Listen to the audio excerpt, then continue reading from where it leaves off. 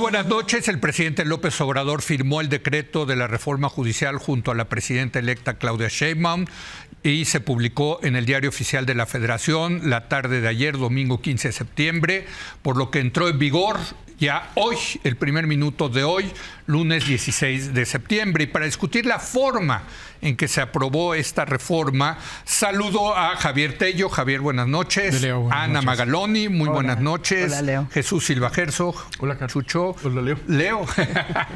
Y Blanca Heredia. Blanca, Muy ¿cómo estás? Buenas noches. noches. Empecemos contigo, Ana. Yo creo que hay mucho que decir. Desde luego, la semana pasada decíamos cómo lo van a pasar en el Senado, que si 85, 86. Y bueno, consiguieron que se ausentara un senador, el senador Barreda de Campeche, con una historia poco creíble, hay que decirla, cada vez se ve menos creíble. Pero bueno, la gran campanazo es Miguel Ángel Yunes, padre e hijo, que dieron ese voto. ¿Cómo ves? Bueno, a mí me da tristeza porque yo escribí un artículo el sábado, y para el martes ya había desaparecido el bloque opositor. O sea, Sí. duró 2 días un bloque opositor en México, ¿no? Sí. Entonces, lo primero que uno vio en ese escenario es esa idea de que pues no hay opositores que resistan antes de que salga Claudia Sheinbaum, una reforma que no hace sentido y que debería de ser mucho más debatida. No tenemos ese calibre de oposición, pero sí tenemos a un grupo en el poder que se siente legitimado para utilizar cualquier tipo de instrumento para conseguirla. Y cuando decía el presidente es que nosotros no somos iguales, no somos como ellos. Y entonces cuando tú ves que pues, sale Yunes con todos esos expedientes y revisas la lista de senadores, y había un montón a los cuales se les podrían ir, pero en el momento en el que se le van, ya son idénticos. Usan los mismos instrumentos que hemos visto a lo largo de la historia. Usar las fiscalías para vencer a tus enemigos políticos no es un ingrediente nuevo en nuestro sistema político. Lo que es más impresionante para mí es que lo usen de forma tan visible, descarada y humillante para los opositores. Porque yo creo que eso es nuevo. Porque ya lo habían hecho. Lo habían hecho con el ministro Medina Mora. Exacto, pero esta vez sí siento que se trataba, ¿y sabes por qué creo que tienen legitimidad de humillarlos? Por esto de porque nosotros somos distintos. La idea de que estás frente a una clase política que es corrompida, que tiene demasiadas deudas pendientes con la historia, que esa es la narrativa López Obradorista, les da derecho, en algún punto, a exhibirlos de esta manera, y en el momento que lo hacen, se convierte la clase política todos en lo mismo. Ya no hay nada que los diferencie de métodos ni de actitudes, nada más quién tiene el poder para hacerlo, ¿no? Javier, el presidente dice entre eficacia y principios a veces hay que elegir la eficacia, ¿no? Yo decía que Maquiavelo ha de haber estado muy contento la semana pasada con ver lo que pasó en la Cámara de Senadores, ¿no? No quiero meter a Maquiavelo en esto porque creo que ese es un tema en sí. ¿Qué dijo Maquiavelo? Pero el presidente yo creo que dijo varias cosas. Sí. Primero dijo que no se negoció nada, que así es la política. Sí. La gente de inmediatamente corrigió y dijo, se negoció algo, yo no sé qué se negoció, pero no se negoció nada malo. Y después ya entró a decir lo que tú acabas de decir, pero dijo 2 cosas que es importante separar. Primero habló de este equilibrio entre la eficacia y los principios, que yo describiría como el problema de las manos sucias en la política, es decir, no solamente es inevitable ensuciarse las manos en la política, sino que todos queremos, los ciudadanos, políticos que están dispuestos en ciertas circunstancias a ensuciarse las manos hasta cierto punto y de cierta manera. Pero también dijo otra cosa, que es distinto a equilibrar eficacia con principios, que es el fin justificar los medios, que ese es otro argumento, ¿no? Que ya no es un argumento de las manos sucias, aquí es un argumento que, en fin, también hay que darle más contenido distinto, de que dado un buen fin, cualquier medio se justifica. Y dijo las 2 cosas. Sí. Y yo no yo creo que son dos temas a discutir. Si quieres, ahorita los discutimos, pero no me parecen argumentos muy convincentes en este caso particular. Se acabó la superioridad moral, ¿no? De la 4T, yo creo, la semana pasada, ¿o no? Pues difícil sostenerla, más allá de pues, repetirla, ¿no? Repetir que es distinto al contrincante. Me parece que estuvo muy bien que dividamos la discusión de la aprobación de la reforma en forma al Poder Judicial. La semana que entra veremos el fondo, ¿no? En forma y fondo, porque da mucho la forma y porque además, bueno, multicitado en esta frase extraordinaria de que el fondo es forma en política, de Jesús Reyes Heroles. Pues realmente debemos de tomarla muy en serio, porque en política, yo agregaría en muchos otros ámbitos de la vida, la forma es importantísima y no por decir la forma debiera de pensarse que esto es algo menos importante que el fondo. Sí. La política en mucho es forma. Y si hay un momento, creo, históricamente hablando, en donde se rompieron los moldes habituales de las formas de la política, en México y en muchas otras partes del mundo, es justamente en este momento. Se rompieron, además, y aquí retomo algo que dice Ana, que para mí es lo más importante, la parte pública de romper esas formas. Las enarboladas por el presidente López Obrador en esto de que no somos iguales, nosotros sí somos morales, digamos, pero más generalmente las formas del decoro democrático y sobre todo republicano. En breve, renuncia incluso a aparentar que se respeta la ley. Ganó el viejísimo, lo hago porque puedo hacerlo. Sí, sí, el haya sido como el haya sido, ¿no? Es una reivindicación del poder desnudo. Sí. Que es inquietante. Claro. Viniendo de alguien que repetidamente ha insistido, el presidente Andrés Manuel López Obrador, en que él es un demócrata y el que en su movimiento y en su proceder no lo puso quizá de esta manera, pero sí con aquello de nosotros no somos iguales. Nosotros somos morales. Sí. Nos atenemos a un conjunto de principios éticos. ¿Sí? Me parece que ya lo citó extensamente, sí. Javier, pero quiero terminar con una parte de lo que dijo en la mañanera del 11 de septiembre el presidente. Dice, lo cito textual, que a mí me parece que está ahí mucho el fondo.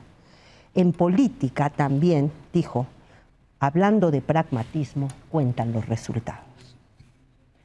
Los resultados, al final, aquí me hizo acordar de otro, de Ortega y Gasset, ese texto fantástico de Mirabeau, o El Político, en donde básicamente dice Ortega y Gasset, el filósofo español, a los políticos, a diferencia de los intelectuales, se les juzga por sus resultados, por sus acciones, y en ese sentido, ¿sí?, hay un permiso que habremos de darle a los políticos para conseguir esos resultados. O tendría que considerarse que el hombre político es fundamentalmente un hombre de acción y que en ese sentido, y básicamente está reivindicando el pragmatismo de manera clara, evidente, y esta parte pública de romper siquiera las apariencias me preocupa. Y retomo algo que dijo Denise Merker en tercer grado hace unos días.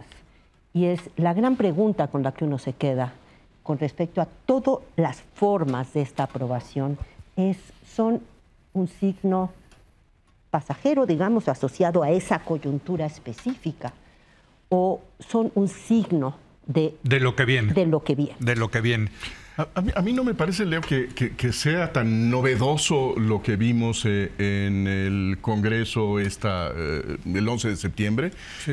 Creo que ese despliegue lo ha manifestado el régimen desde hace un buen tiempo. Este desprecio de las formas legales, este desprecio, digamos, de las exigencias de la deliberación, de la argumentación.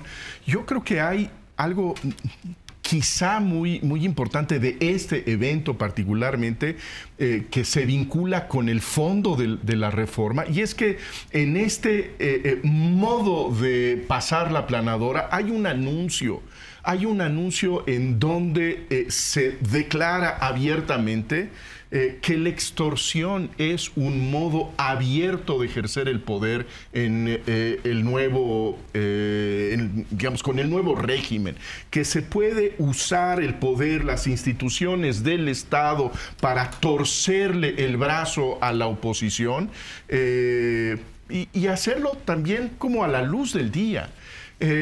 Creo que algo que decía Ana Laura es muy relevante. Yo creo que hay precedentes en este gobierno, que es este uso este intento de humillar al adversario, sí, de vejar al adversario, en donde no se trata simplemente de imponerse, de ganar, sino de usar aquella pieza que es la que es más simbólicamente oponente al presidente López Obrador, escoger dentro de todas esas piezas extorsionables aquella que es la más, digamos, confrontativa al presidente López Obrador, para decir, incluso a él puedo aplastar con el pulgar del Estado. Me parece realmente muy amenazante. Creo, desde luego, que es un aviso de lo que son los estilos del nuevo régimen.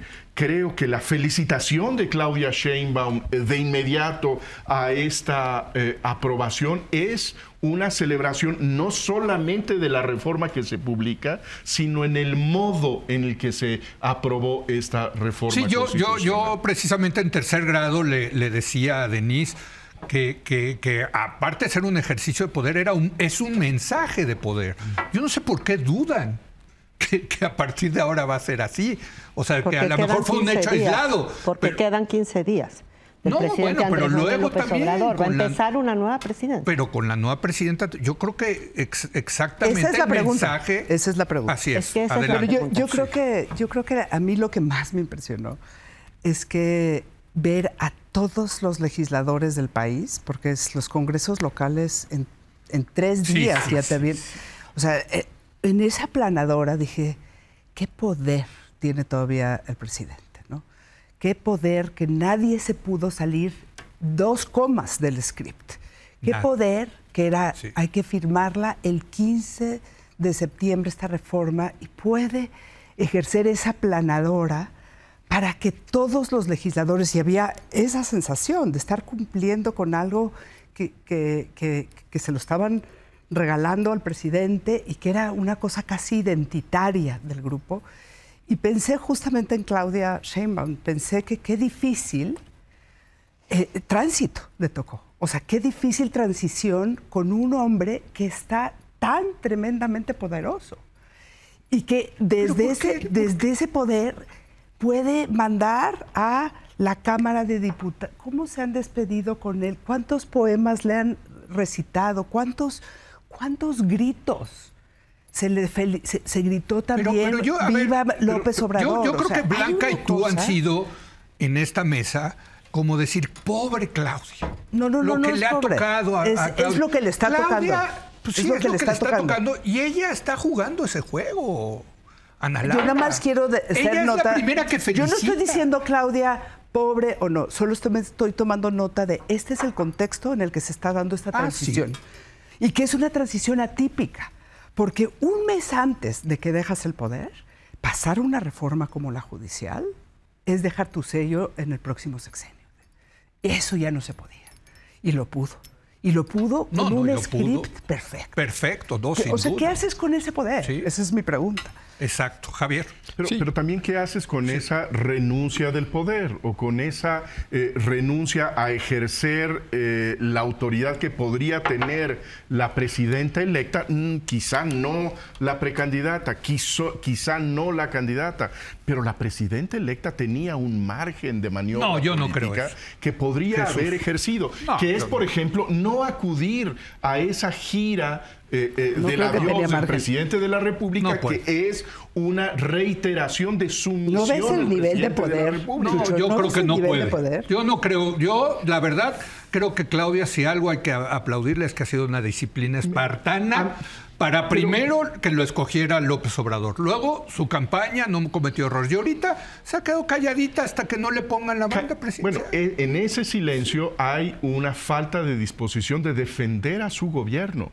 Porque el gobierno que va a empezar el 1 de octubre entra en condiciones infinitamente más difíciles por el silencio de Claudia Sheinbaum. Pero yo creo que no haber tenido la capacidad, Javier, yo creo por lo menos de empujar la discusión al mes de octubre para que se discutiera en otros términos. Yo creo que lo que dice, yo creo que el silencio... No sabemos si lo intentó. Jesús, el silencio de Claudia... Eso no es una información pública porque no son es. Cuando el presidente le dijo, yo tengo derecho a oponerme, dijo. Y yo tengo derecho, muy al inicio de la transición, cuando dijo el presidente, ya dejo la presidencia, yo la voy a apoyar. ¿Y cuándo voy a intervenir? Cuando ella me lo pida y cuando puedo ejercer mi derecho de oponerme. Sí. Y en ese momento lo que estaba pidiendo Claudia es que echaran para adelante la reforma judicial. Pues no sostuvo esa exigencia.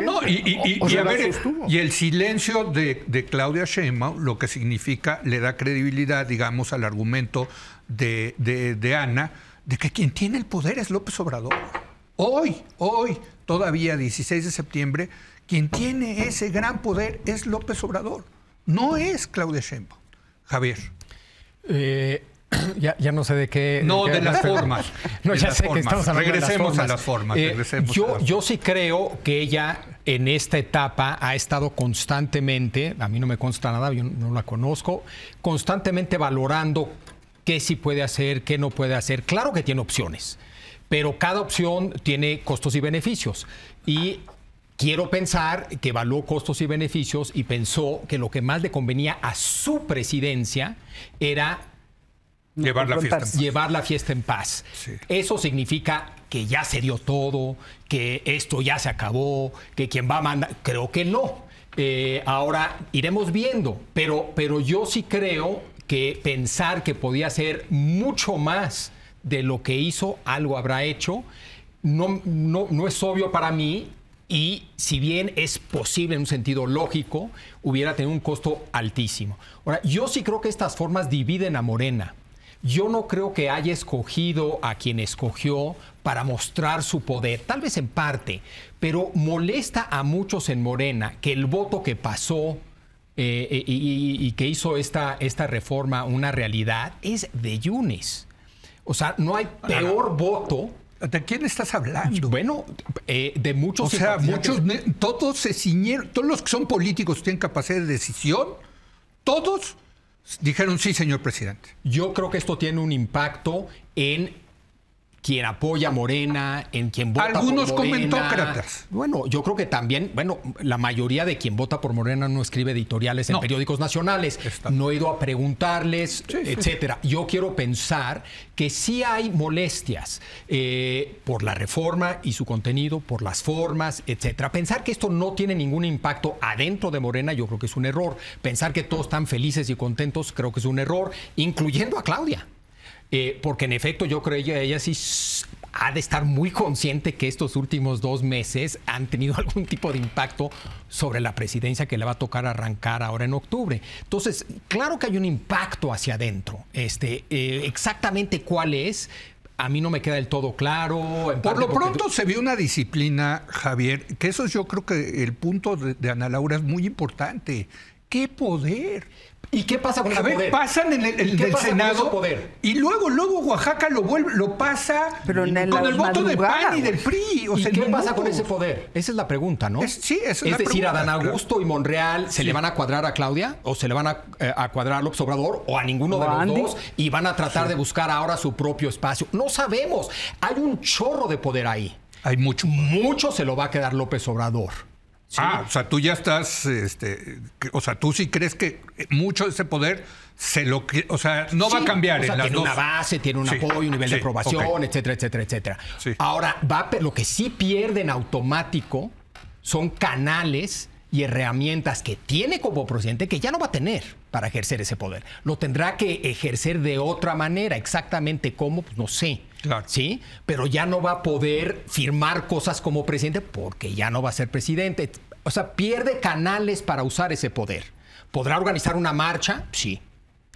Sin duda, ese poder no lo ha perdido y puede ahora organizar una enorme marcha. Sí es cierto que estamos viendo cosas inéditas, porque antes ese poder de aplanadora sí lo tenían los presidentes priistas, pero no a 15 días de irse. Al revés, a 15 días de irse ya se estaba apagando la estrella. Nadie lo hubiera dejado. Estaban en la melancolía y en la nostalgia.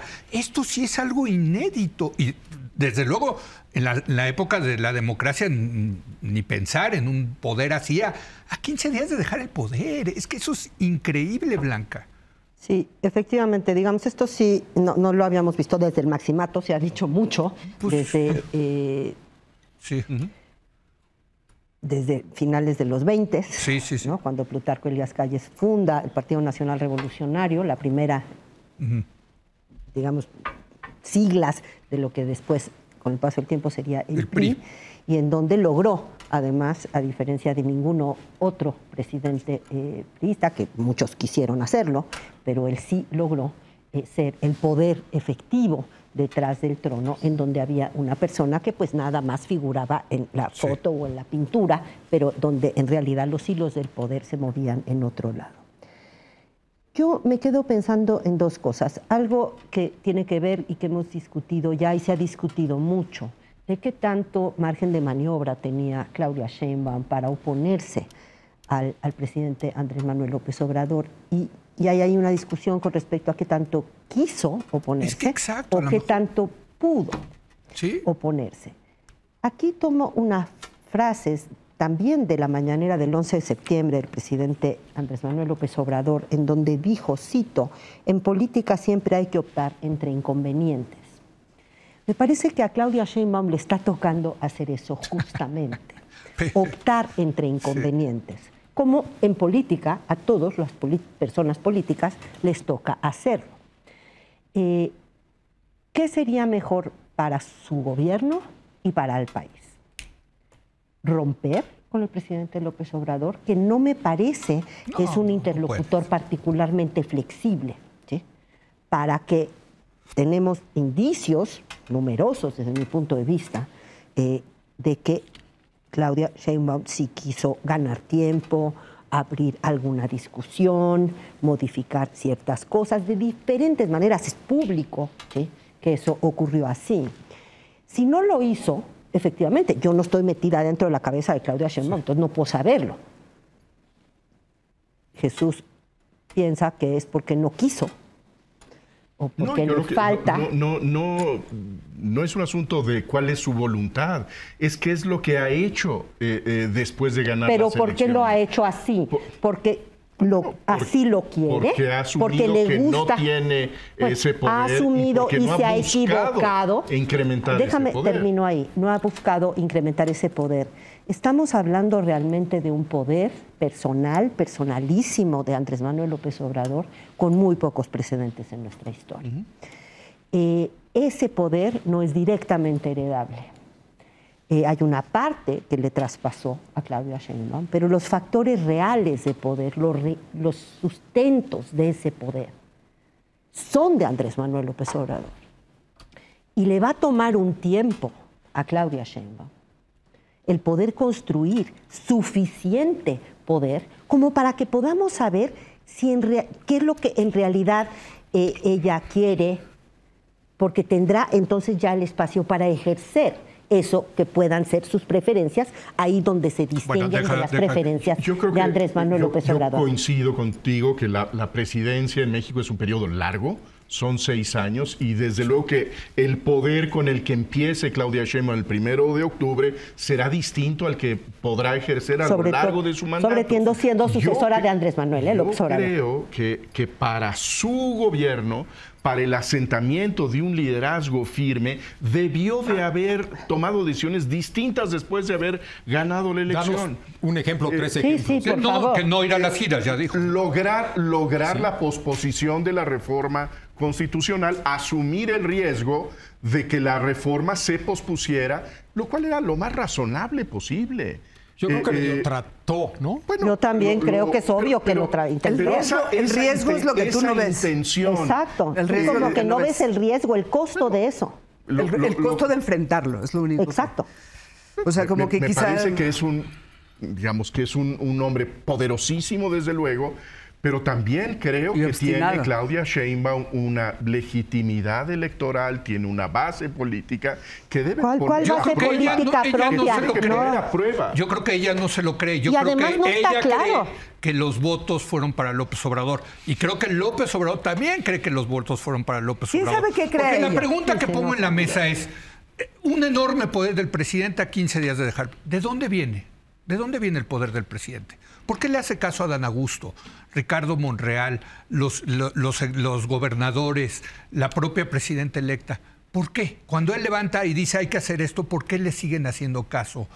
Lo pongo sobre la mesa. Pues por la gran popularidad que tiene y por la capacidad amenazante que tiene López Obrador. Exactamente, López les da Obrador miedo. puede terminar Con una carrera políticas. política de manera muy fácil. Creo que con la victoria electoral debería haber surgido un liderazgo capaz de confrontar, no de romper, no de enemistarse con Andrés Manuel López Obrador, pero sí tener un diálogo. ¿A quién viste que se confronte con Andrés Manuel? A ver, Ana Laura. Ana, o sea, porque está bueno este debate. Yo creo Venga. lo mismo que Blanca. Tiene unos sellos distintivos esta transición y este hombre. La forma en la que se ha ejercido y que hemos visto que se está ejerciendo el poder hace de esto un fenómeno distinto. Yo percibo que Claudia tiene muy poco espacio para confrontarlo y que ella valoró, es pura percepción, Sí. que ella valoró, yo prefiero llegar a tomar posesión con la reforma judicial aprobada que confrontarme con Andrés Manuel porque no se apruebe esta reforma. Y lo que yo sentí de Claudia es que bajó las manos y dijo, este es el costo de la transición. Este hombre, cuando yo vi el 10 de septiembre, se pudo haber quedado. O sea, con esa fuerza y con esa capacidad de reformar la Constitución, se pudo haber quedado. O sea, quedado en el poder. En el poder. O sea, yo como creo, presidente. O sea, yo creo que, pues, ¿por qué no pasas la reforma de reelección? Sí. O sea, ya tienen esa fuerza como para cambiarla. Entonces, yo creo que el poder de Andrés Manuel hay que tomarlo en cuenta como un elemento que no ha pasado antes y que tenemos que cuidarlo. ¿Cómo se va a reorganizar después? A mí me parece que lo interesante va a ser ese tablero. A ver, Javier. Pero no va todo el poder para Claudia, ¿eh? Ahí ya dejó a su hijo Andy. Ahí ahorita vamos a hablar del hijo. A ver, venga. Bueno, yo introduciría una variable no costo-beneficio, etcétera. Hasta ahorita el análisis ha sido todo costo-beneficio. Sí. No, ella cree en el proyecto, en el mismo proyecto También, claro. que tiene López Obrador y vamos a subir que Adán Augusto y que Monreal. Tengo más dudas sobre Adán Augusto y Monreal. Pero ella sí cree en este proyecto, el proyecto que inició López Obrador y que ella llegará a la presidencia para tratar de consolidar. Cree profundamente en el proyecto, es una buena razón para trabajar de la mano en esta transición con él, sin estar muchos constantemente... Muchos bolcheviques también creían en el mismo proyecto y acabaron matándose, ¿no? La transformación devora a sus hijos. El poder, cuando está... Sí. Perdón. Entonces, yo no quitaría eso. Yo también creo que ella cree quizá que no está en contra de la reforma judicial. Y si recuerdo bien, todos los bolcheviques que fueron enjuiciados aceptaron su culpabilidad. O sea, hay que leer el cero y el infinito para ver. Su último sacrificio a la revolución. Gran frase de Trotsky es: uno no puede tener razón en contra del partido. Él pensaba que Stalin tenía razón. Claro que no. Pero su argumento fue: uno no puede tener razón contra el partido. ¿Y cómo terminó Trotsky? No mal. Sí, no, yo estoy con un violete. Pero hay convicción en el proyecto. Claro. O sea, esto no es meramente una cosa de transaccional, y transaccional, etc. Yo también creo con Javier que hay algo ideológico acá. Yo sí creo que ha tratado de hacer lo que tú exactamente estás diciendo que debió de haber hecho. Yo creo que sí, más o menos algo de eso hizo. Tal vez no con los resultados que a ti te hubieran gustado, pero el hecho de que no se dieron esos resultados que a ti te hubieran gustado, eso no significa que no lo hizo. ¿Sí?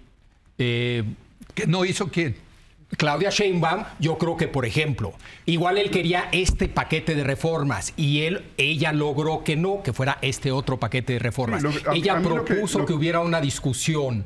Rápidamente ahí desde el Congreso dijeron no. Sí. Ahí pudo haberse peleado más. Es decir, pero bueno, sí a mí me parece que no en ese proceso no solamente ha perdido Claudia Sheinbaum frente a Andrés Manuel López Obrador, ha perdido frente ante sus ex contendientes, sus adversarios que están en posiciones cruciales para el próximo gobierno, que identifican muy claramente la minusvalía de la presidenta electa, cómo no ha sido capaz de construir un liderazgo independiente. Y en ese sentido se han fortificado estos liderazgos que tuvieron estas indecencias en la negociación en el Senado, actuando de una manera abiertamente gangsteril como Adán Augusto López. ¿Por qué? Porque ven esa ausencia de un liderazgo distinto. ¿Lo ven todos? Sí. No, bueno, cuando dice adversarios... En ese sentido, creo que pierde en muchas dimensiones. Cuando dices adversarios, son adversarios dentro de Morena, hay que decirlo. Sí, sí, claro. No Xóchitl, claro que no. Que al parecer son los únicos que cuentan. Sí, exacto, ahora, ¿no? Son los que cuentan. Pero tengo que hacer una pausa y vamos a regresar con un tema en relación con esto, porque ya se anunció que el hijo del presidente va a participar en Morena. ¿Qué significa esto? Regresamos en un momento más.